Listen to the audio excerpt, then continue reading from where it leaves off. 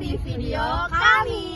Kami dari kelompok 9, kelompok yang paling kece, yang siap bahas topik. super menarik untuk kalian. Sebelum bahas ke topik, kenalan dulu dong sama kelompok kita yang paling keren. Saya Wafa Fadlatu Sofia. Saya Amelia Latul Fitri. Saya Siti Karina. Udah kenal kan sama kami? Nah, sekarang waktunya kita bahas perdebatan yang lagi seru ini. Bukan gosip tentang skripsi yang gak kelar-kelar. Dan jelas bukan gosip tentang dosen killer. Tapi tentang AI Generative Text. Apakah dia jadi sahabat yang kreatif untuk belajar? Atau justru ancaman buat integritas akademik? Nah, yuk simak pembahasan kami sampai selesai. Let's go! Perkembangan teknologi kecerdasan buatan atau AI sekarang lagi jadi topik panas di dunia pendidikan. Kalau dulu AI cuma dianggap teori, sekarang udah benar-benar dipakai langsung di ruang kelas dan kehidupan mahasiswa. Salah satu yang paling populer tentu aja generatif AI, contohnya ChatGPT. Teknologi ini bisa bikin teks, gambar, bahkan kode yang mirip banget sama buatan manusia. Bagi mahasiswa, AI jelas punya banyak manfaat, mulai dari bikin belajar lebih personal sesuai kebutuhan, mempercepat cari referensi, sampai ngebantu memahami materi dengan cara yang lebih simpel. Tapi di balik semua manfaat itu ada tantangan besar. Misalnya kayak yang dihasilkan AI bisa mirip banget sama tulisan asli mahasiswa. Nah, ini bisa memicu masalah integritas akademik seperti plagiarisme atau menurunnya kemampuan berpikir kritis kalau kita terlalu bergantung sama AI. Belum lagi soal isu etika. Ada risiko punya data, ada risiko privasi data, bahkan penyebaran informasi yang salah. Yang menarik, mahasiswa justru lebih cepat mengadopsi AI dibanding kampus dan dosen yang sibuk nyusun aturan. Akibatnya, muncul kesenjangan yang bikin penggunanya rawan disalahgunakan. Jadi, tantangannya sekarang bukan sekedar soal pakai atau enggak, tapi gimana kita bisa memanfaatkan AI secara bijak dengan aturan yang tepat dari kampus dan sikap kritis dari mahasiswa. AI bisa jadi partner belajar yang mendorong kreativitas, bukan cuma buat ancaman integritas akademik. Contoh konkret pemanfaatan AI generatif teks untuk mendukung pembelajaran. Misalnya, brainstorming ide. Pernah nggak kita duduk berjam-jam cuma mikirin topik penelitian, tapi malah mentok? Nah, disinilah AI bisa membantu. Contohnya, kita ketik saja, tolong buatkan 5 ide penelitian tentang dampak media sosial terhadap remaja lengkap dengan outline esai singkat. Dalam hitungan detik, AI langsung kasih daftar ide mulai dari pengaruh media sosial terhadap kesehatan mental, kualitas tidur, sampai pola komunikasi remaja, bahkan outline singkatnya sudah ada.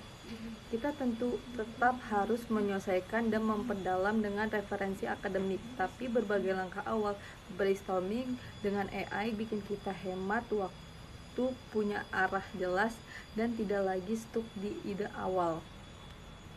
Yang kedua, simulasi diskusi.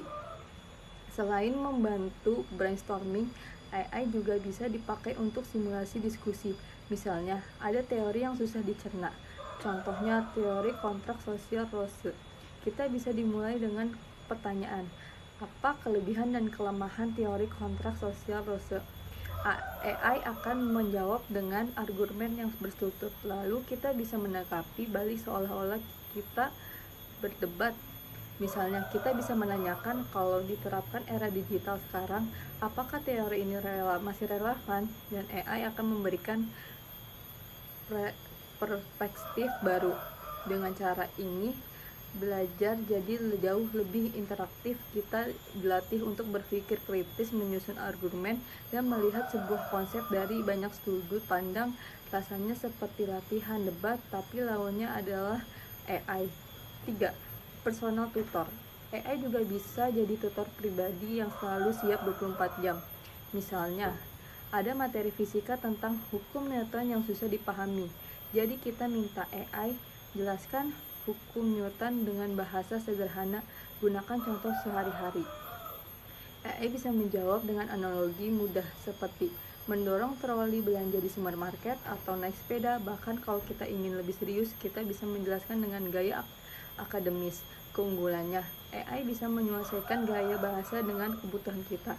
Kalau kita bosan dengan penjelasan terlalu formal, tinggal minta buat lebih santai.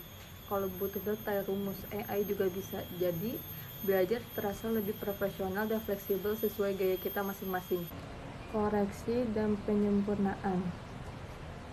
Misalnya, AI bisa dipakai untuk proofreading atau memperbaiki draft tulisan.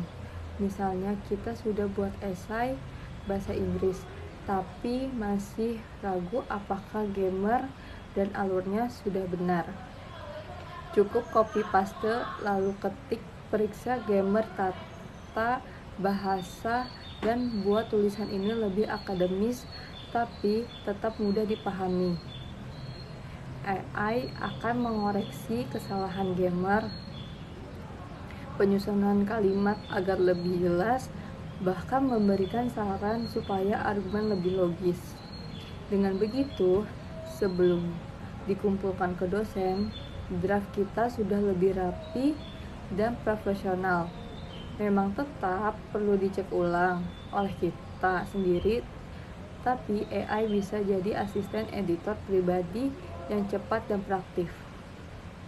Jadi dari keempat contoh tadi, brainstorming ide, simulasi diskusi, tutor pribadi, sampai proofreading AI generatif, teks benar-benar bisa jadi partner belajar yang lengkap. AI bukan untuk menggantikan kita, tapi bisa membantu mempercepatkan proses, memperdalam pemahaman, dan meningkatkan kualitas hasil belajar kita.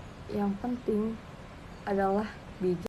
Dampak negatif atau tantangannya, yang pertama itu ada resiko plagiarisme. Ada kemungkinan mahasiswa hanya menyalin hasil AI tanpa memahami isi, sehingga esensinya bukan lagi belajar tapi sekedar menyalin. Yang kedua, ada ketergantungan. Kalau semua hal diselesaikan dengan AI, lama-kelamaan mahasiswa akan kehilangan kemampuan berpikir kritis dan mandiri. Yang ketiga, ada penyebaran misinformasi atau yang sering disebut dengan halusinasi AI. AI memberikan jawaban yang terdengar meyakinkan, tapi ternyata keliru atau tidak ada dasarnya. Kalau pengguna tidak hati-hati memverifikasi, itu dapat menimbulkan kesalahpahaman. Dan yang keempat, ada penurunan keterampilan analisis. Karena terbiasa dengan jawaban instan, mahasiswa bisa jadi kurang terbiasa membangun argumen dari nol atau menyusun logika sendiri. Ini jelas berbahaya dalam jangka panjang. Nah, dampak positifnya yaitu, kalau kita lihat dari posisi positif, AI generatif teks membawa banyak peluang besar. Pertama, akses belajar 24 jam penuh. Artinya, kapanpun mahasiswa merasa bingung dengan materi, AI bisa langsung jadi sumber penjelasan. Tidak perlu menunggu jam kuliah atau bimbingan dosen. Kedua, personalisasi. Misalnya, ada mahasiswa yang lebih cepat paham dengan penjelasan sederhana dan analogi sehari-hari. Sementara yang lain butuh penjelasan akademis yang detail. AI bisa menyesuaikan gaya penyampaiannya sesuai kebutuhan individu. Ketiga, efisiensi waktu. Hal-hal yang biasanya memakan waktu lama seperti brainstorming ide, proofreading esai, atau merangkum jurnal bisa dilakukan lebih cepat. Jadi, waktu belajar bisa digunakan untuk hal yang lebih penting, seperti analisis dan diskusi. Dan yang terakhir, stimulasi kreativitas. AI bisa menjadi pemicu ide awal. Misalnya, mahasiswa yang buntu mencari topik penelitian bisa mendapatkan beberapa opsi topik untuk kemudian ditimbangkan lebih jauh dengan kritis. Bagaimana AI ini memaksa institusi pendidikan untuk beradaptasi dan mentransformasi metode penilaian serta kurikulum.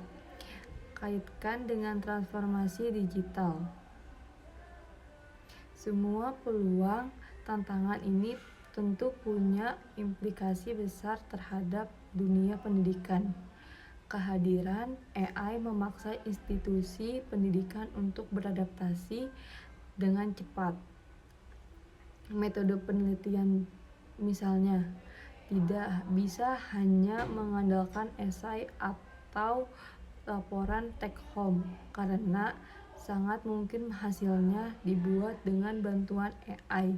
Maka banyak universitas mulai beralih ke bentuk penilaian baru seperti presentasi, lisan, diskusi kelas, proyek kolaborasi, atau bahkan asesmen berbasis proses bukan hanya hasil akhir. Selain itu, kurikulum juga perlu ditransformasikan. Tidak cukup hanya melarang menggunakan AI, tapi justru mengajarkan literasi digital seperti bagaimana cara menggunakan AI dengan benar, bagaimana membedakan informasi valid dengan hasil halusinasi AI, dan bagaimana menjaga etika akademik di era digital ini.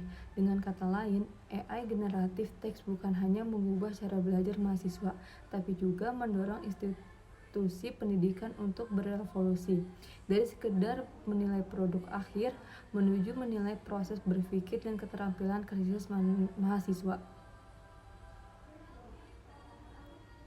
Jadi kita bisa simpulkan AI generatif teks adalah pandang bermata dua. Di satu sisi memberi peluang luar biasa, akses tanpa batasan, personalisasi, efisiensi, dan kreativitas. Tapi di sisi lain juga membawa tantangan plagiarisme, ketergantungan mesin informasi, dan penurunan kemampuan analisis.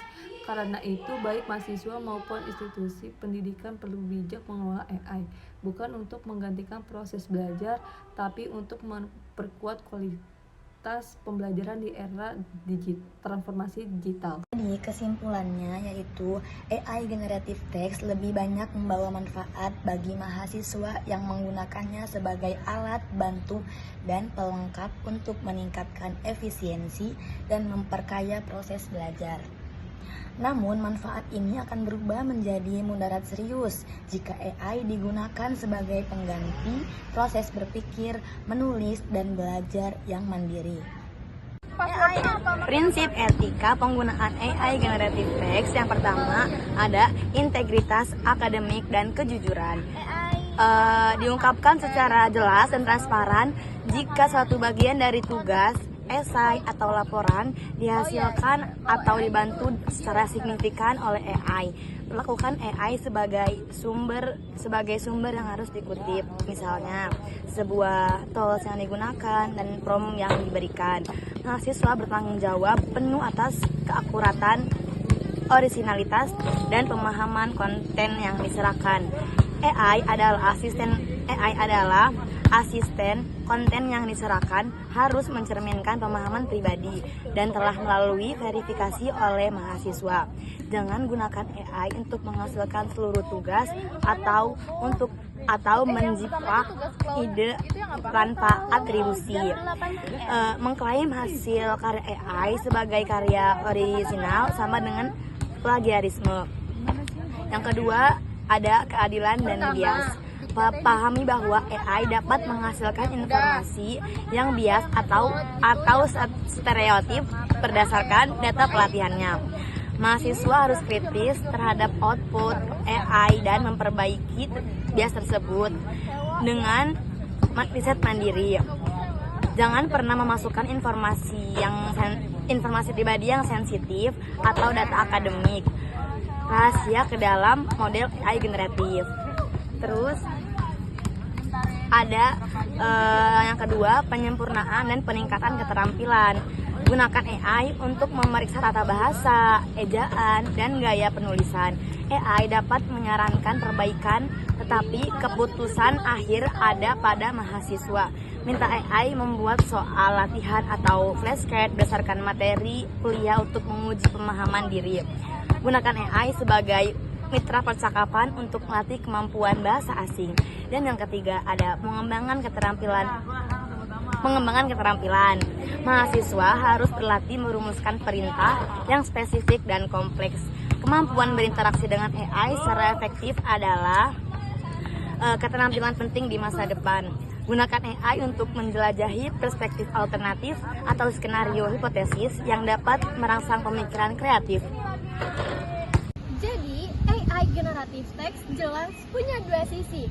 Bisa jadi partner belajar buat kita bikin lebih kreatif, Tapi juga bisa jadi partner in crime kalau dipakai buat males-malesan. Makanya pentingnya kita pinter-pinter menggunakan AI, bisa jadi asisten dan bukan pengganti otak kita. kuncinya tetap kreatif, dan jangan serahin semua kerjaan ke AI. Soalnya kalau tugas kita semua serahin ke AI, Nanti yang dapat gelar sarjana AI-nya, bukan kita. Terima kasih sudah menonton video kami. Sampai jumpa. Stay smart, stay kreatif. Dadah.